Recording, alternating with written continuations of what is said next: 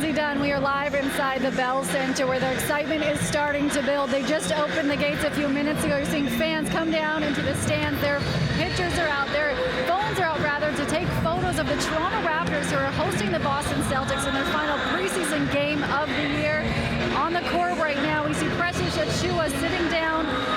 To the left, actually, we have OG Anunoby, and then to the right, you have Wando Hernan-Gomez. Yes, if you watch Hustle, that is Bo Cruz. There is so much excitement surrounding this team and the Toronto Raptors this season. There's actually so much excitement surrounding this game that it sold out within a matter of minutes.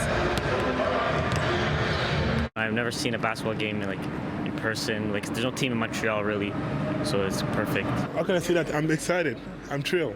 We also have to discuss how amazing you look. Can we go through your outfits today and the reasoning behind them?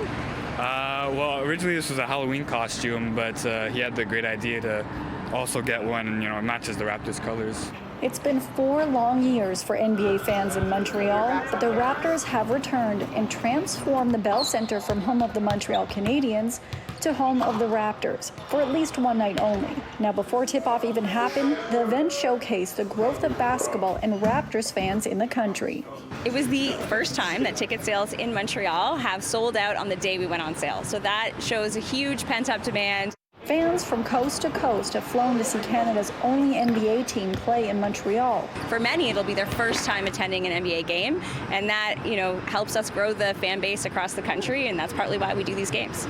For Raptor Kim Birch, who's from Montreal, this game meant an opportunity for him to play in front of the hometown crowd for the first time as an NBA player. I kind of downplayed it during media day, but now I'm happy just because there's probably a kid out there that's going to probably be inspired, Raptor Chris Boucher is also from Quebec, but was not able to make the trip as he's dealing with a non-COVID-related illness. But he didn't let that stop him on Thursday night from launching his own foundation. He did it virtually. It's called the Slim Duck Charity, with the goal of the foundation to provide access to meaningful educational and athletic opportunities for youth in underserved communities throughout Canada.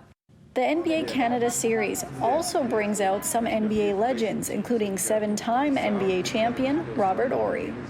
You were in the league when the Raptors franchise launched. You played against the Raptors. I'm pretty sure it's 3 points in your first game in Toronto. How have you seen basketball grow in the country as a former player, now an analyst? If you go back to the Dream Team and how guys like Dirk, the Greek Freak and all these guys watch these games and want to become NBA players, and then you think about the championship the Raptors won. Whoever thought that an NBA champion would come out of Canada?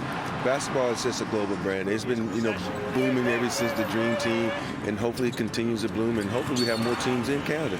Do you think Montreal should and can get their own NBA franchise? Sure. I think, yeah, they could, but not for now. We need to prove that we are a basketball city. Let me tell you, Raptors, we love you, but if there's a Hab team that come, it's going to be that same sort of rivalry between the Leafs and the Canadiens. When it comes to growth of basketball in the country, last year when the season opened for the NBA, there was a record 20 Canadians on an NBA opening night roster. For City News in Montreal, I'm Lindsay Dunn.